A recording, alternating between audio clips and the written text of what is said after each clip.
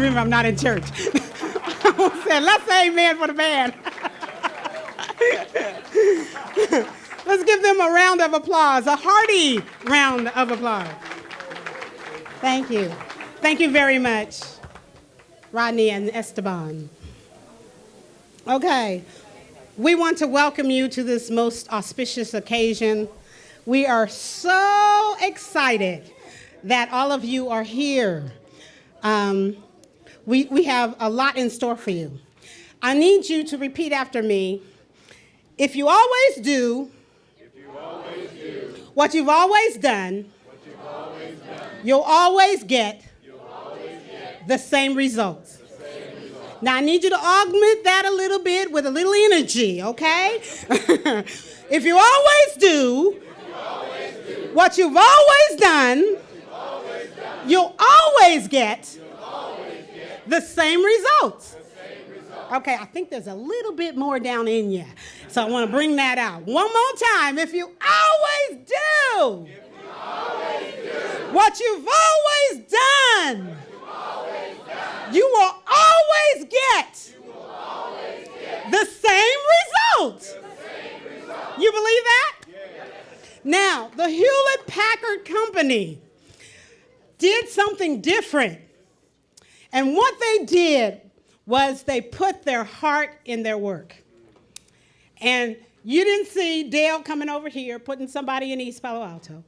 You didn't see Gateway coming over here or any other Fortune 500 company coming to East Palo Alto and putting their heart here in East Palo Alto, but Hewlett-Packard did. Come on, you can do better than that. So this is a celebration today. This is a celebration of 3 years of hard labor and relationship and work, and they're putting their heart into our community and us putting our heart in our community. And what you will see today is a result of that. The result of that will be an empowered community. You'll see organizations that have been empowered with equipment, empowered with a lot of HP equipment and compact. And we are so excited about what has transpired. And I know that you will be too. And if you weren't excited when you walked in, you certainly will be excited when you go out.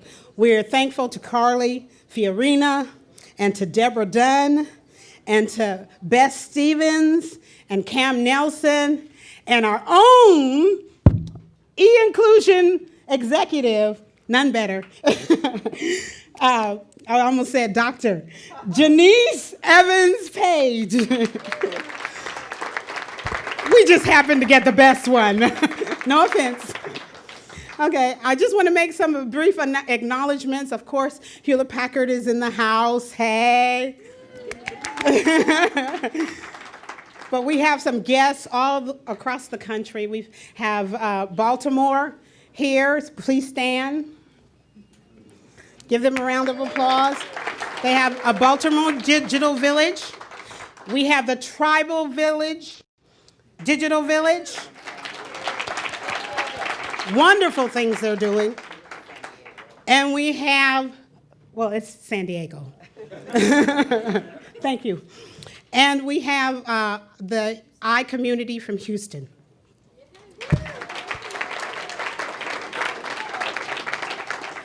And we have a multitude of guests from our own community. Well, we won't have you all stand because there's just too many to enumerate. So we just want to say thank you from the bottom of our hearts for all your hard work to Hewlett-Packard. And we're taking up the challenge. Beth Stevens challenged us, and we are taking that challenge up to revitalize East Palo Alto with technology. And she gave us that commitment, and we're going on. You will see it in today.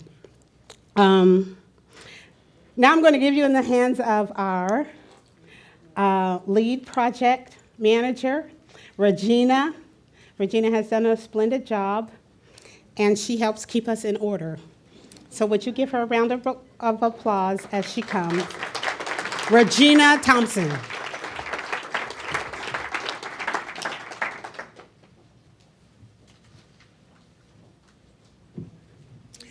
Well, greetings. I don't know how to follow Rebecca's welcome, so I won't try. But we are very, very excited to have you here today. It's been a wonderful, wonderful celebration of our 3-year anniversary, and it marks the time when, as the fledglings of Hewlett-Packard and the relationship that we have had, we are going to be launching ourselves as a sustainable entity. And I think that deserves a round of applause. People have done a tremendous amount of work. I'd like to just give you a brief overview of the Digital Village for those of you who may not be familiar with it. 3 years ago at around this time, President Clinton was here along with Reverend Jesse Jackson and HP's own Carly Fiorina.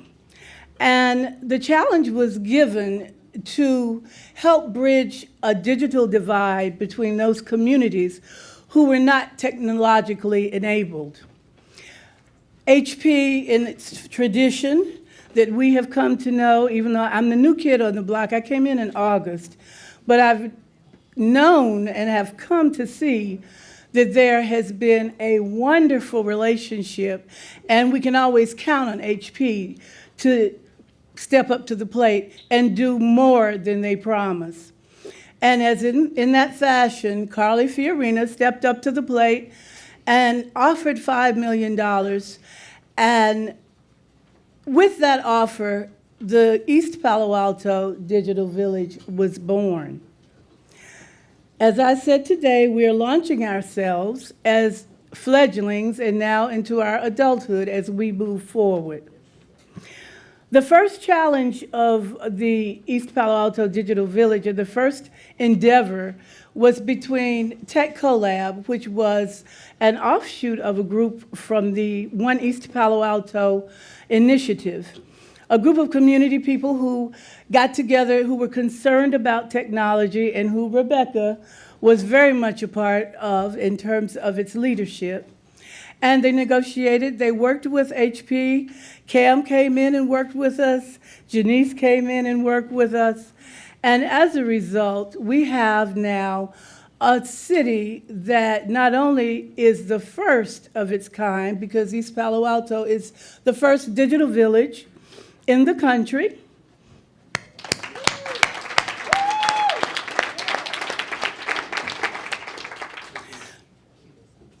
But we also have a digital village that's technologically enabled, and a community in which citizens have come to use technology as a tool for their own personal development. The $5 million cash award was given in a collaboration of community partners, community agencies, schools, government institutions, and small businesses was developed to initiate the services of the East Palo Alto Digital Village. The community network, of course, is and you will hear from them, was responsible for the EPA.net portal and technology access points, which are the TAPs, which will have provided access to innumerable community members in terms of being able to use computers, learn technology, learn how to use computers, and begin to embrace technology and use it for themselves. Belle Haven School is responsible for the one-to-one e-learning project. And Belle Haven was awarded 400 laptop computers for their children to take home and to use at school. This was a powerful, powerful statement in terms of how children and families begin to get connected, because not only were the children trained and the teachers were trained, but parents were trained as well. And HP went well over and above its commitment when we found that some of the laptops would need some repair. They stepped in to take care of that for us. You'll hear more from them through their project lead, Yvonne Casillas-Young. The Community Academy, and I'll talk about that later, is our dream.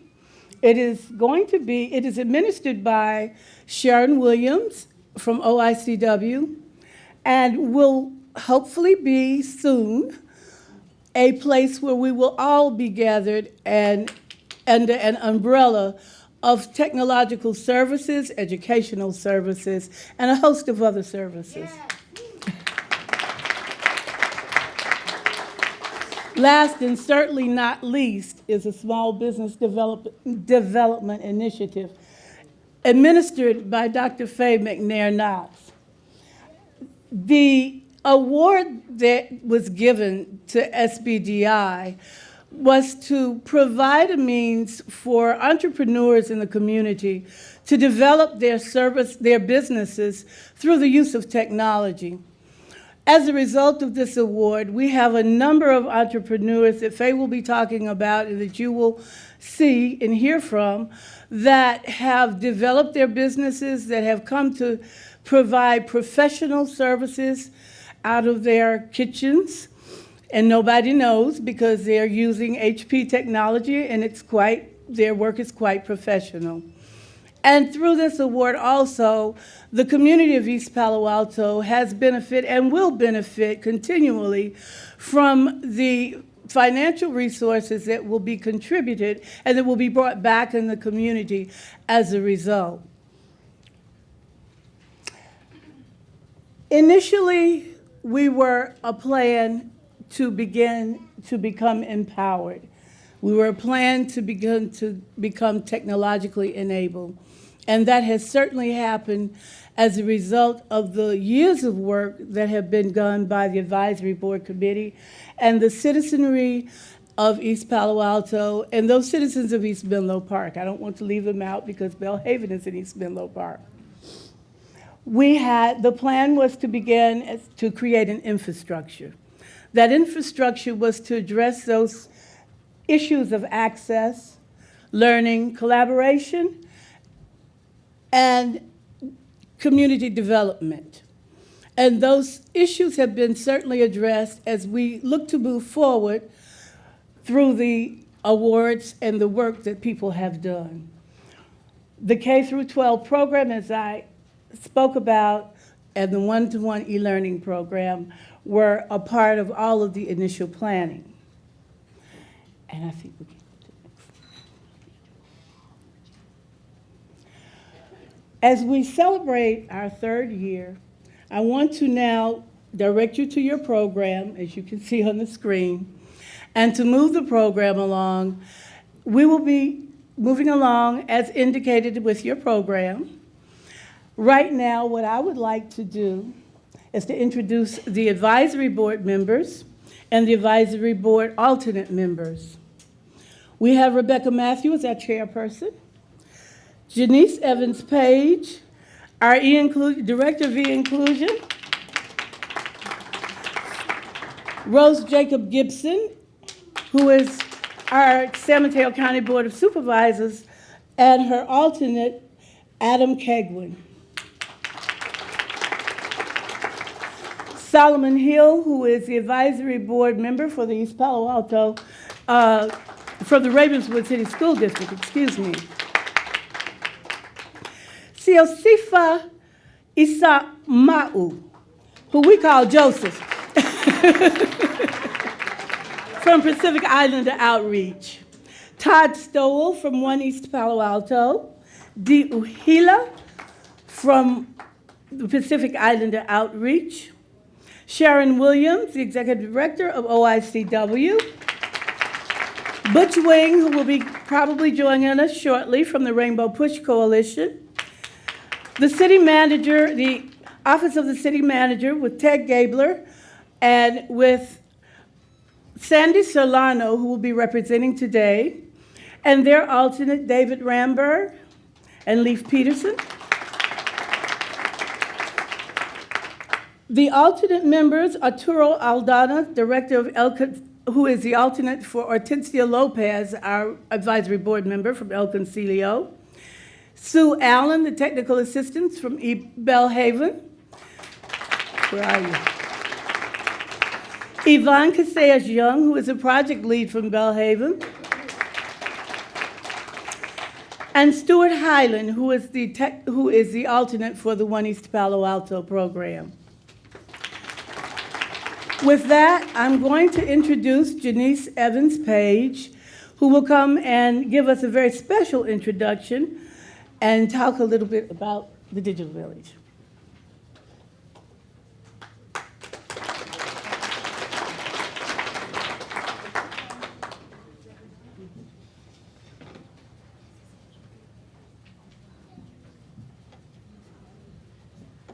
Good afternoon. Yes, I am a little hoarse, and there probably is a direct correlation to this event. Without further ado, I really want to take the opportunity and the honor to introduce our Senior Vice President of Corporate Affairs. Debra Dunn has been with us every step of the way as we launched the Digital Village experience some 3 years ago and has continued to remain committed and passionate about the work. So with that, I'd like to welcome Debra Dunn, who really has been the face behind a lot of the things you've been seeing from HP.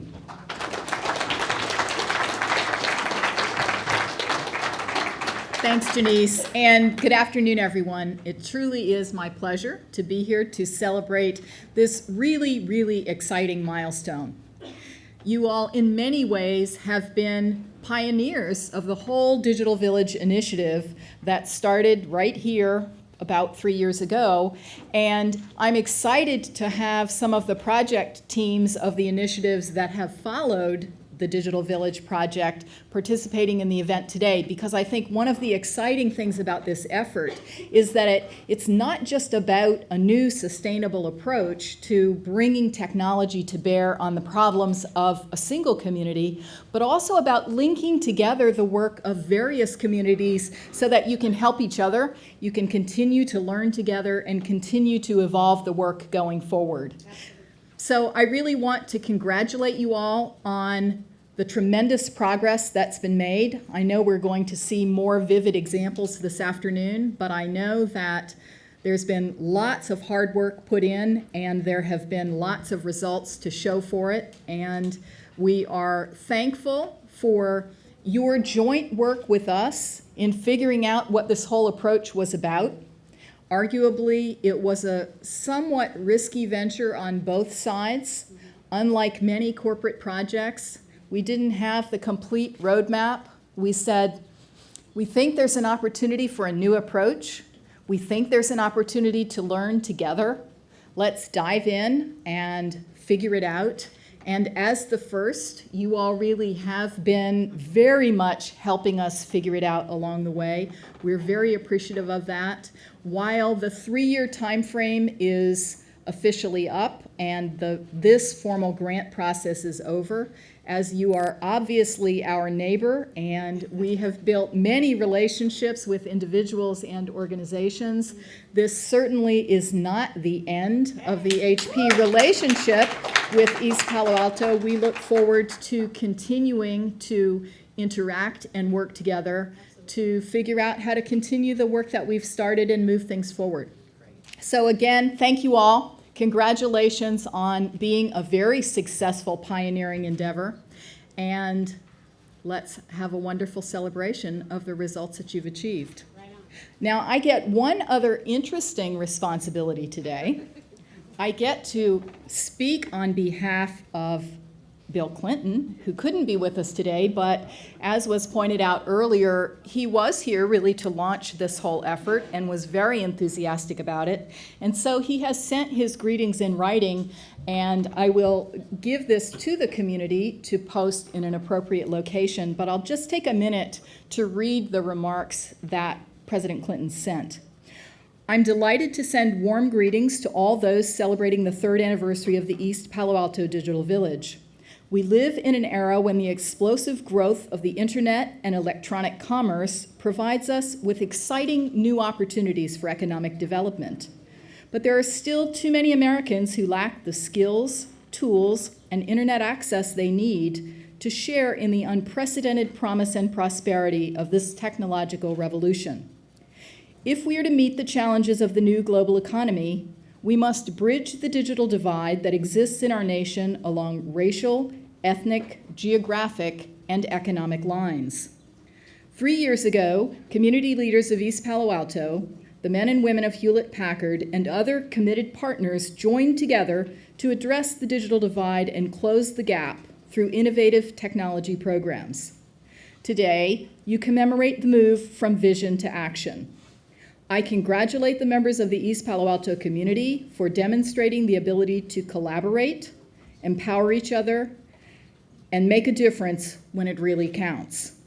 I'm also pleased to extend a special thanks to Carly Fiorina and the men and women of Hewlett-Packard for your role in launching the program and ensuring that it would be able to thrive and flourish. Together, you've developed a model of public-private partnership that will serve as a powerful example for other communities working to widen the circle of digital opportunities for their citizens. Best wishes for a wonderful celebration and for continued success in your good efforts.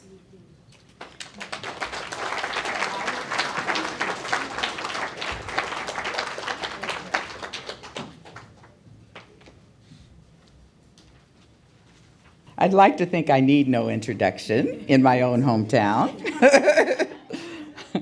But just in case, my name is McNair-Knox, and I am a long-term East Palo Alto resident. That is my first claim to fame. And currently, I'm executive director of Startup, which is East Palo Alto's leading small business development agency. And Startup is in the house today. Yes, they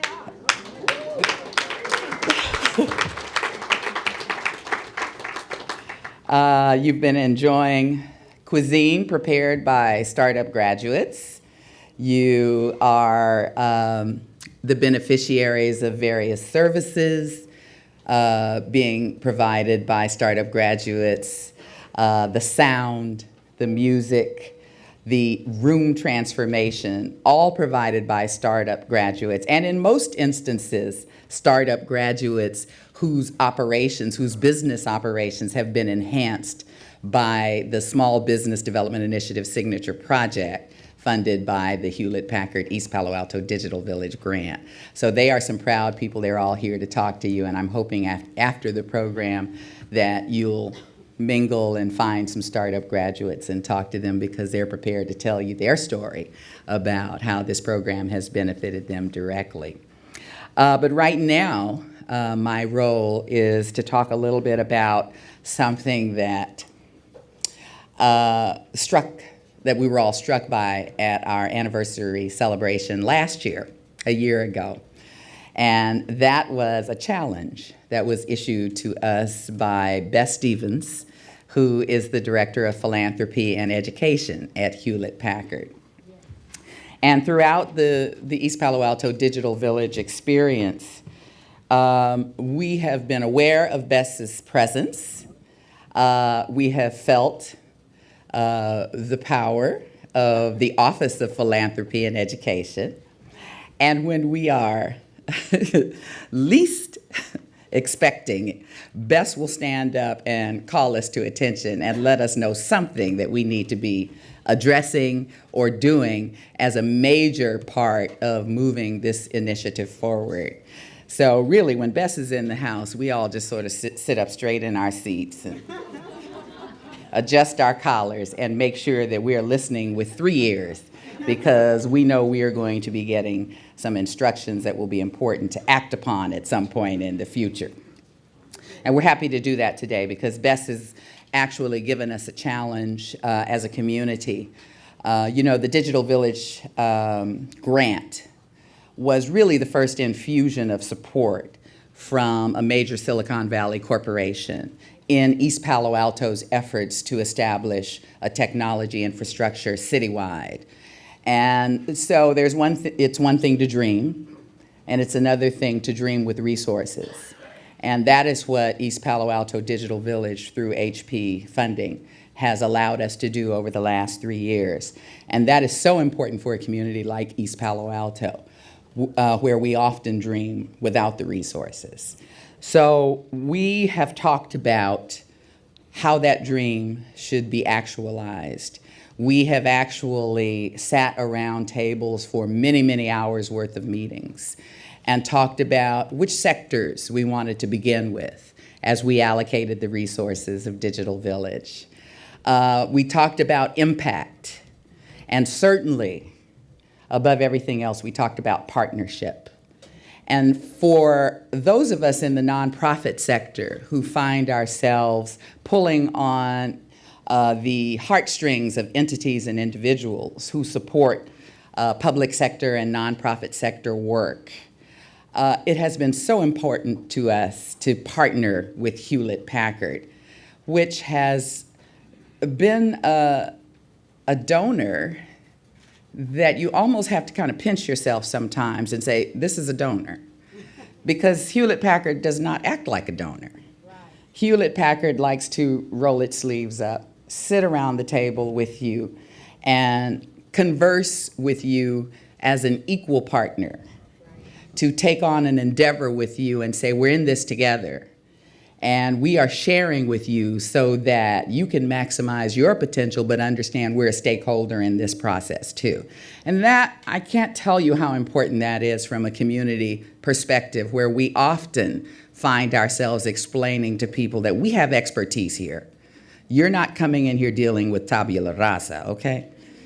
We can do some things. Sometimes we need a hand up. And that's why this program has been so important to us. It has built on the pride that we have internally and allowed us to expand that and then to demonstrate our best effort. So Hewlett-Packard, I thank you for that as a long-term community resident.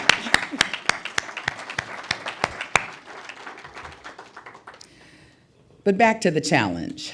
Now, you know, it's been 3 years, and we've had the opportunity to demonstrate what we're capable of doing, demonstrate the work that is being supported by the East Palo Alto Digital Village grant. And that grant, as we have known and enjoyed it over the last 3 years, is coming to an end, hence this celebration today. But what does it mean going forward? Certainly it means, as you've already heard, that there is a partnership to be considered. That partnership between the community, certainly between East Palo Alto Digital Village as a collaborative of stakeholders who intend to keep working together, who intend to continue to build on the infrastructure that has been so well established through the HP Digital Village resources. And how then do we sort of transition from grantee slash partner, to partner slash planners of future ways that this project will be implemented as we move forward. And that's something that we're challenged with right now as we sit around the table and say, well, after HP, what then? And so what we want to do is say to you, HP, that we very much want you to stay at the table with us. We want to take advantage of your expertise. We want to take advantage of your stature in Silicon Valley as a leading corporation, and not only Silicon Valley, nationally and internationally, because that partnership is so important for spreading the word to other corporations that East Palo Alto is a good place to invest, and that Digital Village is the beginning of a long-term project that will certainly benefit the entire Silicon Valley and will certainly be a model that can be replicated elsewhere. So we definitely want that partnership to continue. We want you to use your influence to whisper in the ear of your peers and colleagues in Silicon Valley and tell them, you need to come to the table and work with East Palo Alto. They have a good product there. And they're a very powerful potential customer base. So, you know, actually right now, HP is the brand in East Palo Alto. You all know that, don't you? Okay, there are very few places you can go in East Palo Alto right now and not see HP. And that's a good thing. So we are very excited about the opportunity to transition from the way we've been doing our foundation work and moving toward a more full-blown sustainable effort. And that effort is being carved out as we speak by the East Palo Alto Digital Village Advisory Board. And some of the things that we know are important as we continue to move forward is to make sure that we have common understandings about those terms that are so often bandied about in efforts like this, terms like accountability, terms like deliverables, terms like sustainability, terms like transition, terms like partnership.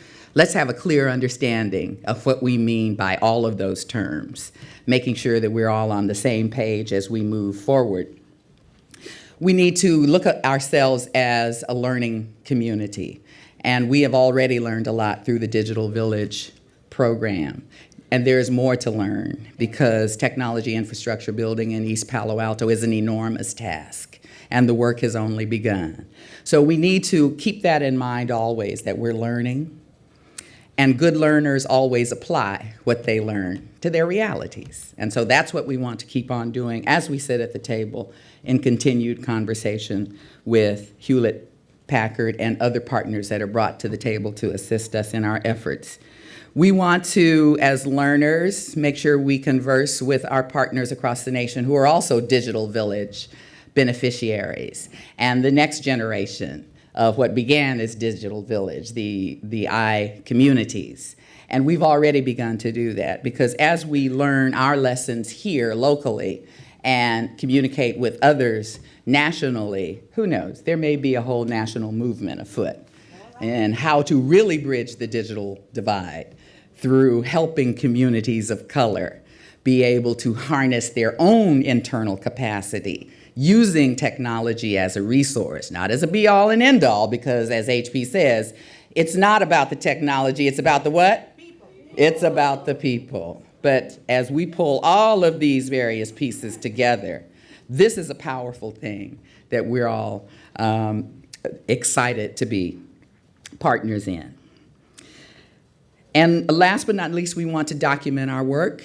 And that's what you're seeing today as a verbal expression. You'll also be reading about it through brochures, through reports that are being presented, through evaluation activities, all of the right pieces of a project designed to lead toward sustainability of any worthwhile endeavor are a part of the East Palo Alto Digital Village project. You'll be just scratching the surface today as we tell you a little bit about our story and what we've done. But we are so excited to have you here, and we're so excited that East Palo Alto can be a place, again, where a good story is being told and where people are once again collaborating to contribute to the development of our local economy, to the development of human potential, to the development of technology infrastructure building, to the development of a real partnership between community and corporate stakeholders through Digital Village, to East Palo Alto, to community, to residents, to family, to children, to all of us doing this together. Thank you.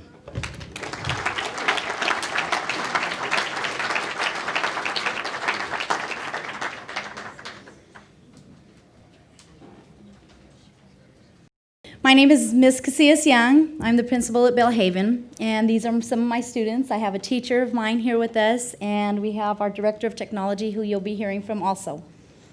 We appreciate being here today, but most of all, we appreciate the great gift of technology from Hewlett-Packard and the Digital Village having given to Belle Haven School. Our students tremendously appreciate all the gifts and everything that we've encountered through this experience.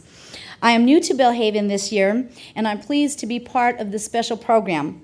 Our school is 93% low income. 80% of our students generally do not speak English in their homes. Before this project began, fewer than 25% had computers at home, and only half of those computers had internet service. We also had very few internet-connected computers on the school campus. Now we are truly a technology school.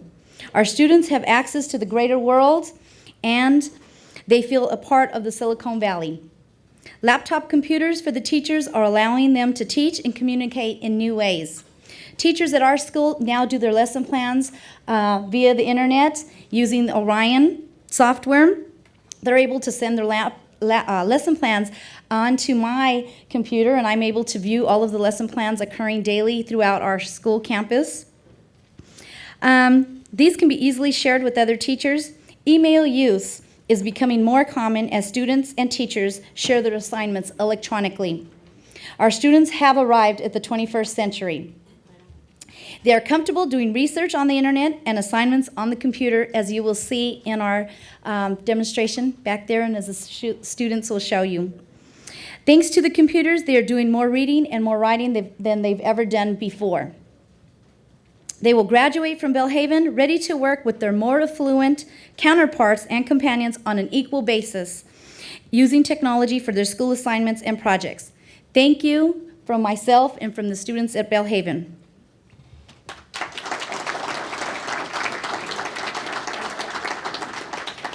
For our part of the program, we will first have a slideshow which was created by 3 of the students, Pio Langley, Adelan Nunez, and Elizabeth Medina.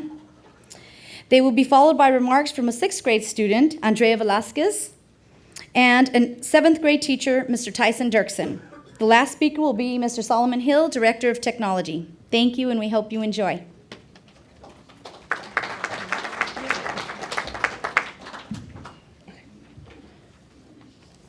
Do I start? Oh, okay. We want to show you about the computer project at Belle Haven School. 2 years ago, in April 2001, our teachers received their laptops. They were excited to be able to learn how to use them for school before the students received the computers. Before students received their laptops, their parents needed to come and learn about the program.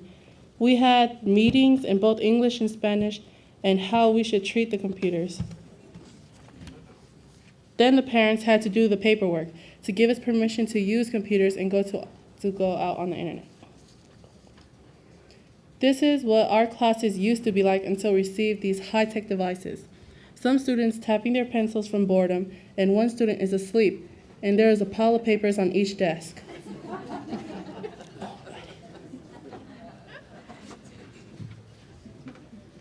Now we are able to use the laptops in our classrooms every day. Here we have our laptop cart. One of our classmates is taking out a laptop carefully and gracefully. Now we have today's students using the laptop to search for things in half the time. And here is our favorite literature teacher, Mr. Simas. He is helping a student go over a vocabulary word page for future reference. Now, don't get me wrong, we still use our textbooks for literature and writing assignments, but we do use our laptops to reduce paperwork for the students and teachers to take tests online. And teachers can give us web addresses for our assignments, or they can email them to us. As you can see, we also use these laptops for research projects. Here we have a student copying down notes for a social studies exam. Now, when the teacher assigns homework, it is fun and more creative. Every day at Belle Haven, everyone at Belle Haven uses the computers, from the students to the teachers to the staff. We all have the pleasure of enjoying the technology you provide for us. We can even surf the internet when we are out on the playground.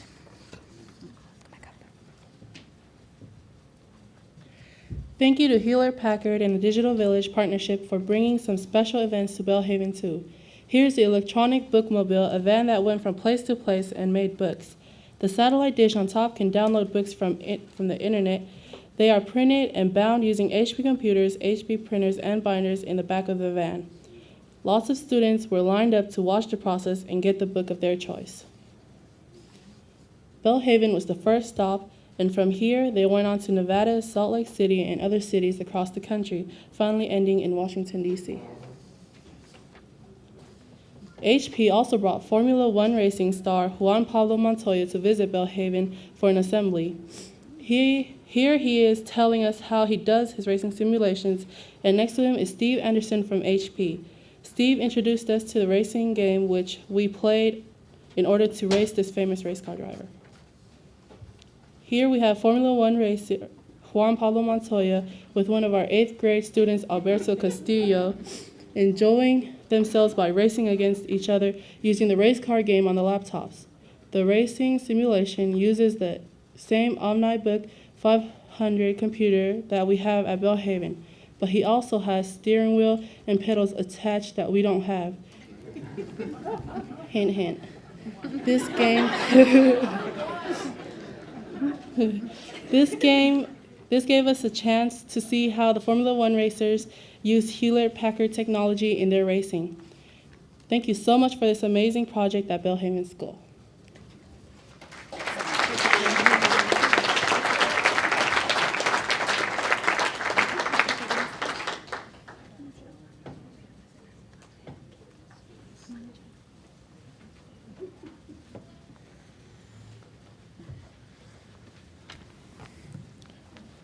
Good afternoon. My name is Tyson Dirksen. I'm a 7th grade math and science teacher at Belle Haven. I want to talk about the impact of computers that they had on my classroom specifically. The computers have had a great, huge impact. The words are just not there. Students can have their individual teachers, they can use their books, and also have support material. And they also create a paperless classroom. 3 main points. First, the individual teachers, the one-on-one experience, hence the name one-on-one, Belle Haven. Materials at their own level. Unfortunately, we place students by age in a grade level. Now, this level is not necessarily the level that they are at in math, science, and all other subjects. It lets them go at their own pace. It lets them have privacy. They don't have to get embarrassed when they go too slow, or they don't have to get bored when they're going a lot faster than their colleagues or classmates. Also doesn't let them get embarrassed when they get the incorrect answer. They're able to answer whatever they feel is right, and they get the immediate feedback. The immediate feedback keeps our students interested at all times, because they get the feedback of what's going on, what they're doing right, what they're doing wrong. They don't get lost and bored. Support material to all curriculum. In science textbooks are great, but they can only do so much. They can't provide animation of what happens when you create proteins from DNA. They don't create all of that. Yeah, they might have a couple pictures, but that animation lets our students understand what is happening in our bodies. That is very important. It also lets us have tests, quizzes, and classwork online, so that they can get not only immediate feedback, but when they have a certain problem incorrect, they receive, not only with their score, they not only receive the score, but they also receive a website that they can go to where they can find tutorials and other things that can help them with that specific area. Paperless classroom, last but not least, I believe in the environment. I truly, truly hope that one day we will come up with not only paperless classrooms, but paperless offices. I want to have a place where we can send our students or their children, and they'll be able to enjoy their forests. So, as you can see, it helps the education process in a variety of ways, from providing a one-on-one experience, supplying support material, and saving our environment. Thank you.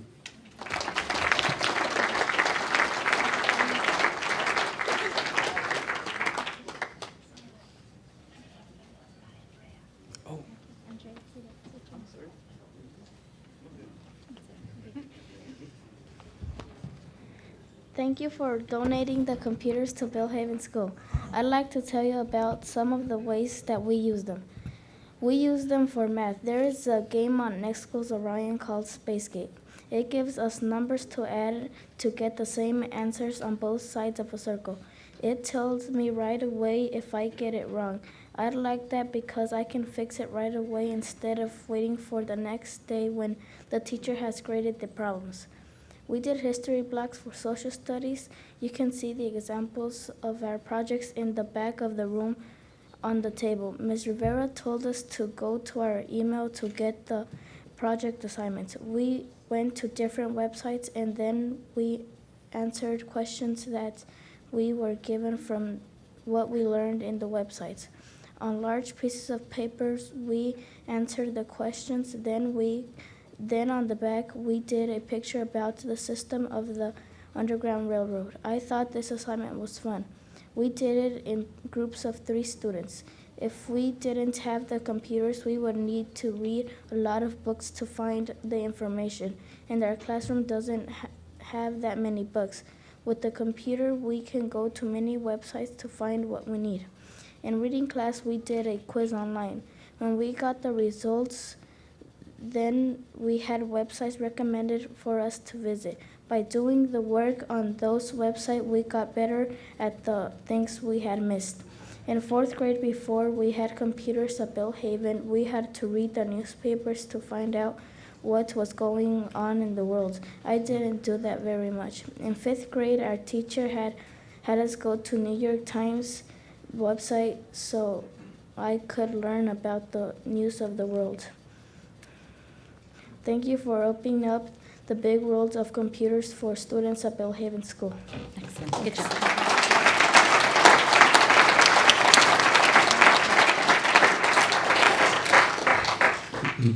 Hello, everyone. I'm Solomon Hill, and I'm the Director of Technology for the Ravenswood City School District. As the computer guy, I'm not allowed out to talk very much, so I'm going to spend a couple of minutes to talk about what I think is most important here from the perspective which I've seen it. When you're working on social change and changing conditions such as the digital divide, the most important thing that I've noticed that comes to forbear is courage. And I just wanted to acknowledge people and thank some people knowing that there have been some very, very courageous acts here. First, I wanted to acknowledge the children for standing in front of us. It's a very courageous act. I want to thank you very much.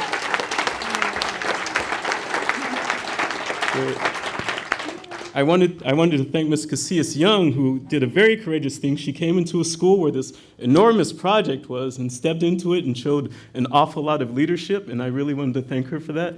It's been great. I wanted to acknowledge someone who's sort of always behind the scenes, but 3 or 4, almost 4 years ago now, really stepped up to the plate and brought this project to Belle Haven and has been the key person and is the key person now who just changed my slide, and that's Sue Allen, who is a wonderful, wonderful person and very courageous lady. I also wanted to talk about an act of courage on the part of a corporation, which is not something you hear about very often. We know that there have been a lot of issues in our community. We know that it hasn't always been easy to work together within the digital village because issues, when you go up against each other, sometimes issues arise. In particular, a lot of difficulties have arisen on a number of political fronts, but Hewlett-Packard is always really just, in my interactions with them, focused on the prize, which is helping to provide education and access for children who would not otherwise have it. And I really wanted to acknowledge Carly Fiorina, Debra Dunn, definitely Beth Stevens, and absolutely Janice Evans-Page. They've been excellent during a very, very tough period for us, and I really want to acknowledge that. So thank you very much. And speaking of courage, I wanted to talk about sustaining this effort and spreading this effort. Last year, Beth Stevens challenged us to take what we've done at Belle Haven, to improve upon it and to expand it. And the first thing that comes to mind for me is I look at what resources will it take to provide the same amount of laptops. We have 550 laptops that those children use every single day. Okay, every day, future HP employees, right? Every day these kids are getting this. This is 4th through 8th grade, not high school. 4th through 8th graders every single day getting this access. Okay, I want to emphasize that. And in order to spread that to our other 13 schools, it would cost in excess of $12 million just in hardware costs. Okay, and the first thing I say is that's a lot of money. But we know that if we show the community and show people what we're doing at Belle Haven, that we will begin to garner more support in order to get those functions. And we know that ultimately it's you, the East Palo Alto community, that we have to convince that this is a worthwhile effort, okay? And we need your help. We need you to come to Belle Haven and see what's happening. We need you to provide resources of time And we need your support to spreading the good word. It's what's happening. There's no newspaper in our community. And so what we have are other resources, including more and more electronic resources, as you'll hear today. So we need your help. And I'm gonna challenge you to come to our aid, because we're out there asking for it, and we're here to show you what we can do. So please help us, and help us raise the money so we can provide more and more of our students opportunity and get more and more HP employees in the future. And thank you very much, everyone.